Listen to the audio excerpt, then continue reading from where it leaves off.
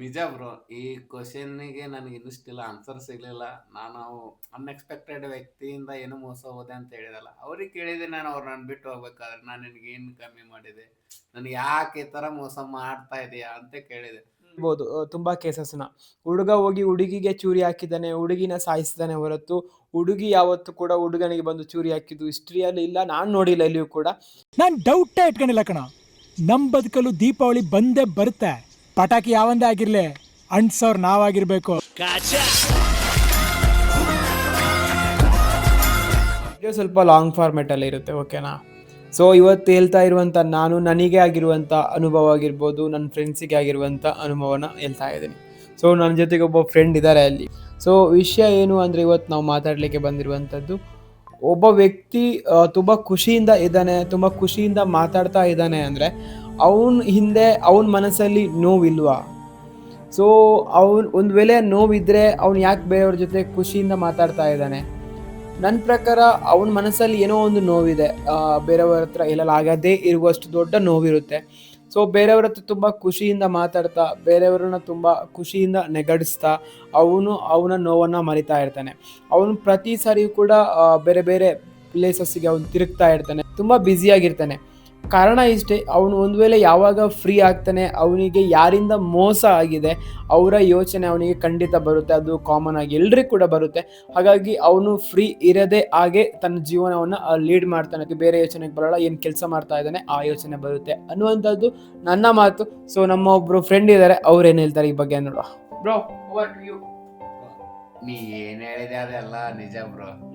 Almost ಅಲ್ಲ ನಾವು ಯಾವಾಗ್ಲೂ ಬಿಸಿ ಇದ್ರೇನೆ ಬೆಸ್ಟ್. ಯಾವಾಗ ನಮ್ ಫ್ರೀ ಆಗಿರ್ತೀವಿ, 108 ಯೋಚನೆ ಬರುತ್ತೆ ಮನಸ್ಸಲ್ಲಿ ಮತ್ತು ತಲೆಯಲ್ಲಿ. ಆ ಯೋಚನೆ ನಮ್ ಜೀವನನೇ ಹಾಳು ಮಾಡುತ್ತೆ. ಅದಕ್ಕೋಸ್ಕರ ಯಾವುದೇ ಮನುಷ್ಯ ಆಗ್ಲಿ ಹಳೆ ನೋವುಗಳನ್ನ ನೆನಪು ಮಾಡ್ಕೋಬಾರ್ದು, ಮಾಡ್ಕೊಳಕ್ಕೂ ಟೈಮ್ ಕೊಡಬಾರ್ದು. ಆ ತರ ಜೀವನದಲ್ಲಿ ಬ್ಯುಸಿ ಇರಬೇಕು. ಏನ್ ಯಾವ ತರ ಅಂತಂದ್ರೆ, ದುಡಿಯೋ ವಯಸ್ಸಲ್ಲಿ ಚೆನ್ನಾಗಿ ದುಡಿಬೇಕು, ಕೆಲಸ ಮಾಡೋ ಟೈಮ್ ಚೆನ್ನಾಗಿ ಕೆಲಸ ಮಾಡಬೇಕು, ದುಡ್ಡು ಮಾಡೋ ಟೈಮ್ ಚೆನ್ನಾಗಿ ದುಡ್ಡು ಮಾಡಬೇಕು. ಲೈಫ್ ಬರೋದು ಒಂದೇ ಸಲ. ಹಳೆ ನೆನಪುಗಳನ್ನು ನೆನಪು ಮಾಡ್ಕೊಂತ ಆ ಜೀವನನ ಹಾಳು ಮಾಡ್ಕೋಬಾರ್ದು ಅಂತ ನನ್ನ ಬೆಸ್ಟ್ ಸಜೆಷನ್. ಸೊ ನನ್ನ ಪ್ರಕಾರ ಏನು ಅಂದರೆ, ದುಡಿಯೋ ವಯಸ್ಸಲ್ಲಿ ದುಡಿಬೇಕು, ಪ್ರೀತಿ ಮಾಡೋ ವಯಸ್ಸಲ್ಲಿ ಪ್ರೀತಿ ಮಾಡಬೇಕು. ಸೊ ಕಾಲೇಜ್ ಹೋಗೋ ಟೈಮಲ್ಲಿ ಕಾಲೇಜ್ ಹೋಗಬೇಕು.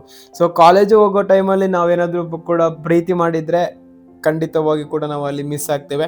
ಅದೇ ನೀವು ಕಾಲೇಜಿಗೆ ಹೋಗೋ ಟೈಮಲ್ಲಿ ದುಡಿಲಿಕ್ಕೆ ಹೋದರೆ ಖಂಡಿತ ಯಾವತ್ತಿಗೂ ಕೂಡ ಮಿಸ್ ಆಗಲ್ಲ. ಯಾಕೆ ಅಂದರೆ ನಮಗೆ ಕಷ್ಟ ಅಂದರೆ ಏನು ಅಂತ ಗೊತ್ತಿರುತ್ತೆ, ಹೌದಾ ಅಲ್ವಾ? ಹೌದು ಬ್ರೋ, ನಿಜ ನೀವು ಹೇಳೋದು ಕರೆಕ್ಟ್. ಕಾಲೇಜ್ ಹೋಗೋ ಟೈಮಲ್ಲಿ ಪ್ರೀತಿ ಅದು ಇದು ಅಂತ ಹೋದ್ರೆ ಈ ಕಡೆ ಕಾಲೇಜ್ ಕಲಿಯಕ್ಕಾಗಲ್ಲ, ಪ್ರೀತಿನೂ ಇರಲ್ಲ. ಯಾಕಂದ್ರೆ ತಿಳಿದಿರೋ ವಯಸ್ಸಲ್ಲಿ, ಸಣ್ಣ ಏಜಲ್ಲಿ ಏನೋ ಆ ಟೈಮಲ್ಲಿ ಅದೆಲ್ಲ ಕರೆಕ್ಟ್ ಅನ್ಸುತ್ತೆ. ಬಟ್ ಬರ್ತಾ ಬರ್ತಾ ಗೊತ್ತಾಗುತ್ತೆ ಅದು ನಾ ಮಾಡ್ತಾ ಇರೋದು ತಪ್ಪು, ಮಾಡಿದ್ದು ತಪ್ಪು ಅಂತ ಗೊತ್ತಾಗುತ್ತೆ. ಅದು ಆ ಟೈಮಲ್ಲಿ ಆಗಿರೋ ಯಾವುದೇ ಪ್ರೀತಿ ಸಕ್ಸಸ್ ಆಗಲ್ಲ. ಕಾಲೇಜ್ ಟೈಮಲ್ಲಿ ಎಲ್ಲಿಗೋ ಒಂದು 100% ಅಲ್ಲಿ ಒಂದು 2%, 1% ಅಷ್ಟೇ ಸಕ್ಸಸ್ ಆಗೋದು. ಅದು ಏನು, ಅವ್ರ ಬ್ಯಾಕ್ಗ್ರೌಂಡ್ ಎಲ್ಲ ಚೆನ್ನಾಗಿರ್ಬೇಕು, ಹುಡುಗನ ಹತ್ರ ಅಮೌಂಟ್ ಇರಬೇಕು, ರಿಚ್ ಪಾರ್ಟಿ ಆಗಿದ್ರೆ ಮಾತ್ರ ಎಲ್ಲ ವರ್ಕೌಟ್ ಆಗೋದು. ಅದು ಬಿಟ್ರೆ ಬಡವನಾಗಿದ್ದು ಲವ್ ಮಾಡಿ ಮದುವೆ ಆಗ್ತೀನಿ ಆ ಹುಡುಗಿ ಅಂತಂದ್ರೆ ಯಾವ ಹುಡುಗಿ ಮನೆಯಲ್ಲೂ ಒಪ್ಪಲ್ಲ. ಫಸ್ಟ್ ಆಫ್ ಆಲ್ ಆ ಹುಡುಗಿ ಕಾಲೇಜ್ ಮುಗಿದಾದ್ಮೇಲೆ ಆ ಹುಡುಗಿಗೆ ಗೊತ್ತಾಗುತ್ತೆ ಅವನಿಂದ ಹೋದ್ರೆ ನನ್ನ ಜೀವನ ಇದೇ ತರ ಅಂತ, ಜೀವನ ಇಷ್ಟೇ. ಅದಕ್ಕೆ ಅವಳು ಕಾಲೇಜಲ್ಲಿ ಆ ಹುಡುಗನ ಜೊತೆ ಎಷ್ಟು ಎಂಜಾಯ್ಮೆಂಟ್ ಮಾಡ್ಬೇಕು ಅಷ್ಟು ಎಂಜಾಯ್ಮೆಂಟ್ ಮಾಡಿ ಮುಗಿಸ್ಬಿಡ್ತಾವೆ. ಆದ್ರೆ ಆ ಹುಡುಗರು ಆ ತರ ಅಲ್ಲ. ಆದ್ರೆ ನಮ್ಮ ಲೈಫಲ್ಲಿ ದೊಡ್ಡದು ಒಂದು ಏನೋ ಇನ್ಸಿಡೆಂಟ್ ಆಗಿದೆ ಅಂತ ಅದೇ ಯೋಚನೆ ಮಾಡ್ತಾ ಜೀವನನೇ ಕಾಯ್ತಾರೆ. ಸೊ ನನ್ನ ಒಂದು ಪ್ರಶ್ನೆ ನಿಮಗೆ ಏನು ಅಂದರೆ, ಇವಾಗ ನಾನು ನಿಮ್ಮ ಜೊತೆ ನಿನ್ನೆ ಮಾತಾಡಿದೆ ಅಲ್ವಾ, ಏನು ಅಂದರೆ ಇವಾಗ ಒಂದು ಹುಡುಗ ಒಂದು ಹುಡುಗಿನ ಪ್ರೀತಿ ಮಾಡ್ತಾ ಇದ್ದಾನೆ, ಆ ಹುಡುಗಿಯು ಕೂಡ ಹುಡುಗನ ಪ್ರೀತಿ ಮಾಡ್ತಾ ಇದ್ದಾನೆ. ಸೊ ಟೈಮ್ ಹೋಗ್ತಾ ಹೋಗ್ತಾ ಹುಡುಗಿಗೆ ಹುಡುಗನ ಮೇಲಿರುವಂಥ ಪ್ರೀತಿ ಕಡಿಮೆ ಆಗುತ್ತೆ. ನೀವು ಆಲ್ಮೋಸ್ಟ್ ನೋಡಿರ್ಬೋದು ತುಂಬ ಕೇಸಸ್ನ. ಹುಡುಗ ಹೋಗಿ ಹುಡುಗಿಗೆ ಚೂರಿ ಹಾಕಿದ್ದಾನೆ, ಹುಡುಗಿನ ಸಾಯಿಸಿದ್ದಾನೆ ಹೊರತು ಹುಡುಗಿ ಯಾವತ್ತು ಕೂಡ ಹುಡುಗನಿಗೆ ಬಂದು ಚೂರಿ ಹಾಕಿದ್ದು ಹಿಸ್ಟ್ರಿಯಲ್ಲಿ ಇಲ್ಲ, ನಾನು ನೋಡಿಲ್ಲ ಎಲ್ಲಿಯೂ ಕೂಡ. ಸೊ ಯಾಕೆಂದರೆ ಹುಡುಗಿರ ಮೇಲೆ ಆ ಒಂದು ಫೀಲಿಂಗ್ ಬಂದರೆ ಮತ್ತೆ ಅವ್ರು ಯಾವತ್ತೂ ಕೂಡ ಬಿಟ್ಟು ಕೊಡಲ್ಲ ಅನ್ನೋದೊಂದು ಮಾತು ನಮಗೆಲ್ಲರಿಗೂ ಗೊತ್ತಿದೆ, ಅದು ನಿಜ ಕೂಡ ಹೌದು. ಸೊ ಅದೇ ಫೀಲಿಂಗ್ ಹುಡುಗಿರಿಗೆ ಯಾಕಿಲ್ಲ? ಇವಾಗ ನಮ್ಮ ಜೊತೆ ಪ್ರೀತಿ ಮಾಡ್ತಾರೆ, ನಮ್ಮ ಜೊತೆಗೆಲ್ಲ ರಿಲೇಷನ್ಶಿಪ್ನ ಇಟ್ಕೊಳ್ತಾರೆ. ಸೊ ಅದೇ ಹುಡುಗಿ ಟೈಮ್ ಹೋಗ್ತಾ ಹೋಗ್ತಾ ಬೇರೆಯವ್ರ ಜೊತೆ ಆ ರಿಲೇಷನ್ ಇರುತ್ತೆ. ಸೊ ಈ ಹುಡುಗನಿಗೆ ಆ ರಿಲೇಷನ್ ಬೇರೆ ಹುಡುಗಿ ಜೊತೆ ಬರಲ್ಲ. ಯಾಕೆ? ಗುರು, ಇದ್ರ ಬಗ್ಗೆ ಯೋಚನೆ ಮಾಡಿ ಮಾಡಿ ನನ್ನ ಲೈಫೇ 26 ವರ್ಷ ಬರ್ಬತ್ತು. ನಿಜ ಬ್ರೋ, ಈ ಕ್ವಶನ್ಗೆ ನನಗೆ ಇನ್ನೂ ಸ್ಟಿಲ್ ಆನ್ಸರ್ ಸಿಗ್ಲಿಲ್ಲ. ನಾನು ಅನ್ಎಕ್ಸ್ಪೆಕ್ಟೆಡ್ ವ್ಯಕ್ತಿಯಿಂದ ಏನು ಮೋಸ ಹೋದೆ ಅಂತ ಹೇಳಿದಲ್ಲ, ಅವ್ರಿಗೆ ಕೇಳಿದೆ ನಾನು, ಅವ್ರು ನಾನು ಬಿಟ್ಟು ಹೋಗ್ಬೇಕಾದ್ರೆ ನಾನು ನಿನಗೆ ಏನು ಕಮ್ಮಿ ಮಾಡಿದೆ, ನನಗೆ ಯಾಕೆ ಈ ಥರ ಮೋಸ ಮಾಡ್ತಾ ಇದೆಯಾ ಅಂತ ಕೇಳಿದೆ.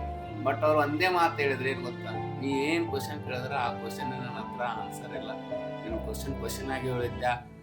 ಅವ್ರು ಏನು ಹೇಳಿದ್ರು, ನಾ ಯಾಕೆ ಈ ಥರ ಮಾಡಿದೆ ನನಗೂ ಗೊತ್ತಿಲ್ಲ, ಬಟ್ ಆ ಟೈಮಲ್ಲಿ ನನಗೆ ಈ ಥರ ಮಾಡಬಾರ್ದಿತ್ತು, ಮಾಡಿದೆ. ಬಟ್ ನನಗೆ ಅನ್ನಿಸ್ತಾ ಇದೆ ಆ ಕ್ವಶನ್ಗೆ ನಾನು ಇನ್ನೂ ಸ್ಟಿಲ್ ಆನ್ಸರ್ ಹುಡುಕ್ತಾ ಇದ್ದೀನಿ, ಯಾಕೆ ಆ ಥರ ಮಾಡಿದೆ ಅಂತ ನನ್ನ ಮುಂದೆ ಹೇಳಿದ್ರು. ಅವರು ಸಿಗಲ್ಲ, ಅವ್ರು ಸ್ಟಿಲ್ ಆನ್ಸರ್ ಕೊಡಲಿಲ್ಲ. ನನ್ನ ಕ್ವಶನ್ ಅವ್ರ ಹತ್ರನೇ ಕ್ವಶನ್ ಆಗಿ ಉಳಿತಾ, ಆ ಕಡೆಯಿಂದ ಇನ್ನೂ ಆನ್ಸರೇ ಬರಲಿಲ್ಲ. ಸೊ ನಮ್ಮದು ಕ್ವಶನ್ ಇಬ್ರದ್ದು ಕೂಡ, ನಾವು ಇಲ್ಲಿ ಹುಡುಗಿರು ಮೋಸ ಮಾಡಿದ್ರು, ಹುಡುಗರು ಮೋಸ ಮಾಡಿದ್ರು, ಅಥವಾ ಹುಡುಗರ ಬಗ್ಗೆ ನಾವು ಕಮೆಂಟ್ ಮಾಡ್ತಾ ಇಲ್ಲ, ಅದೇನು ನಾವು ಮಾಡ್ತಾ ಇಲ್ಲ.